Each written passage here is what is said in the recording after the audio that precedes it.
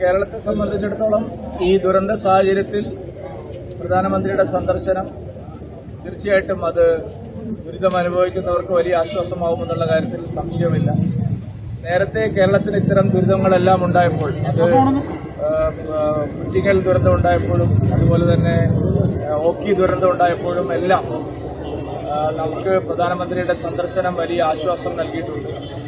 കഴിഞ്ഞ കാലങ്ങളിൽ ഉണ്ടായിട്ടുള്ള എല്ലാ പ്രകൃതിക്ഷോഭങ്ങളിലും ഇത്തരം ദുരിത സമയത്തും പ്രധാനമന്ത്രി നേരിട്ട് ഇടപെടുകയും എല്ലാ സഹായങ്ങളും കേരളത്തിന് ലഭ്യമാക്കുകയും ചെയ്തിട്ടുണ്ട്. തീർച്ചയായിട്ടും വയനാട്ടിലെ ഇന്നത്തെ ദുരിതത്തിലും പ്രധാനമന്ത്രിയുടെ സന്ദേശം വലിയ പ്രതീക്ഷയാണ് ജനങ്ങൾക്ക്. സ്വാഭാവികമായിട്ടും ബിജെപി നേരത്തെ പറഞ്ഞിരുന്നു മറ്റു സംസ്ഥാനങ്ങളെ പോലെ അല്ലെങ്കിൽ വയനാട്ടിൽ ഒരു കൈത്താന്ന് ബിജെപിയുടെ ഭാഗത്തുനിന്നുണ്ടാകുന്ന അക്കാര്യത്തിൽ തീരുമാനമുണ്ട്. തീർച്ചയായിട്ടും ഞങ്ങൾ അക്കാര്യത്തിൽ ആദ്യമേ എടുത്ത സമീപനം അതാണ്. വയനാടിനെ സമ്പൂർണ്ണമായിട്ട്, കാരണം കഴിഞ്ഞ 2-3 അനുഭവങ്ങൾ നമ്മുടെ മുമ്പിലുണ്ട്. ആ പുനരധിവാസത്തിന്റെ കാര്യത്തിൽ നടന്ന മെല്ലെപ്പോക്കും അലംഭാവവും അത് ഇത്തവണത്തെ പുനരധിവാസത്തിൽ ഉണ്ടാവരുത് എന്നുള്ളതിൽ കാര്യത്തിൽ ഞങ്ങൾക്ക് നിർബന്ധമുണ്ട്. തീർച്ചയായിട്ടും അതിന് ഞങ്ങളെ അതുപോലെ തന്നെ സംസ്ഥാന സർക്കാരും എല്ലാം ചേർന്ന് ഇതിന് നല്ല ശാശ്വതമായ ഒരു പരിഹാരം ഉണ്ടാവണം. പൊളിറ്റിക്കൽ പാർട്ടി എന്നുള്ള നിലയിൽ ഞങ്ങളും കാര്യമായിട്ട് ഇക്കാര്യത്തിൽ ഞങ്ങളുടെ ഭാഗത്തു നിന്ന് ഇടപെടുന്നു. സംസ്ഥാന സർക്കാരിന്റെ സമുച്ചയവുമായി സഹകരിക്കുകയാണോ വെവ്വേറെ പദ്ധതിയുമായി മുന്നോട്ട് പോകുന്നത്? അല്ല, സംസ്ഥാന സർക്കാരിന് ഞാൻ പറഞ്ഞില്ല, അവർക്ക് യാതൊരു ധാരണയും ഇത് സംബന്ധിച്ചില്ല.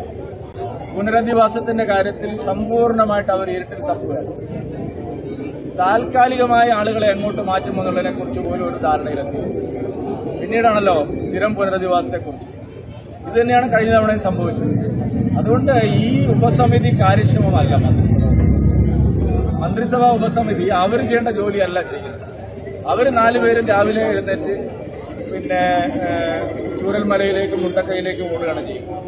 അവർ ശരിക്കും ചെയ്യേണ്ടത് കലക്ടറേറ്റിൽ ഇരുന്നുകൊണ്ട് ഈ കാര്യങ്ങളെല്ലാം ഏകോപിപ്പിച്ച് ആവശ്യമായ സ്ഥലം കണ്ടെത്തി എത്രയും പെട്ടെന്ന്, കാരണം അവിടെ രോഗം മാറിയിട്ട് ഇപ്പോഴും ക്യാമ്പിൽ കഴിയുന്ന ആൾക്കാരുണ്ട്, അവരെ പുനരധിവസിപ്പിക്കാനുള്ള നടപടിയാണ് മന്ത്രിസഭ ഉപസമിതി ചെയ്യേണ്ടത്. ബാക്കി പട്ടാളവും NDRFും പിന്നെ പോലീസും ഫയർഫോഴ്സും എല്ലാം ചെയ്യുന്ന സ്ഥലത്ത് പോയി അവിടെ അധികം നിൽക്കേണ്ട ആവശ്യമില്ല. 1 പ്രാവശ്യം 2 പ്രാവശ്യമൊക്കെ പോയി നോക്കുന്നത് സ്വാഭാവികം. ഇതെല്ലാ ദിവസവും രാവിലെ അവിടെ പോവുക, ഇതാണ് അവിടെ നടക്കുന്നത്. അതല്ല, ഈ 10 ദിവസത്തിനിടയിലും ഒരു കാര്യവും മുന്നോട്ട് പോയില്ല എന്നുള്ളത് നിങ്ങൾക്ക് തന്നെ പരിശോധിച്ചാൽ മനസ്സിലാവും. ദുരിതാശ്വാസ നിധിയിലേക്ക് പണം നൽകുന്നതിന് ഒരു കാലത്തും BJP എതിർത്തിട്ടില്ല. ഒരു കാലത്തും ഞങ്ങൾ എതിർക്കുകയില്ല. എന്തിനാണ് അങ്ങനെ പറയുന്നത്? ദുരിതാശ്വാസ നിധിയിലേക്ക് പണം അധികം ലഭിക്കാത്തത് മറ്റുള്ളവരുടെ കുറ്റം കൊണ്ടല്ല, സർക്കാരിന്റെ കുറ്റം കൊണ്ടാണ്. സർക്കാർ ആ കാശെടുത്ത് കണ്ണട വാങ്ങാനും ആ കാശെടുത്ത് ബാങ്ക് ലോൺ അടയ്ക്കാനും ആ കാശെടുത്ത് പിന്നെ ഈ കമ്പ്യൂട്ടർ ലാപ്ടോപ്പ് കൊടുത്തു എന്ന് പറഞ്ഞാൽ അതിൽ തട്ടിപ്പ് നടത്താനൊക്കെ ശ്രമിച്ചതുകൊണ്ടാണ്. അല്ലാതെ ഞങ്ങളാരും ഒരു കാലത്തും എതിർത്തിട്ടില്ല. ഏതെങ്കിലും ഒരു കാര്യം ചൂണ്ടിക്കാണിച്ചാൽ നിങ്ങൾ പറയുന്നതിന് ഞാൻ മറുപടി കാണും. BJPയോ സംഘപരിവാർ സംഘടനകളോ ഒരു കാലത്തും ദുരിതാശ്വാസ നിധിയെക്കുറിച്ച് ഒരു വാക്കുപോലും പറഞ്ഞിട്ടില്ല. ഞങ്ങളങ്ങനെ പറയുകയുമില്ല. ദുരിതാശ്വാസ നിധിക്കെതിരെ സംശയമുയർന്നു വന്നത് സർക്കാരിന്റെ തെറ്റായ നയങ്ങളുടെ ഫലമാണ്.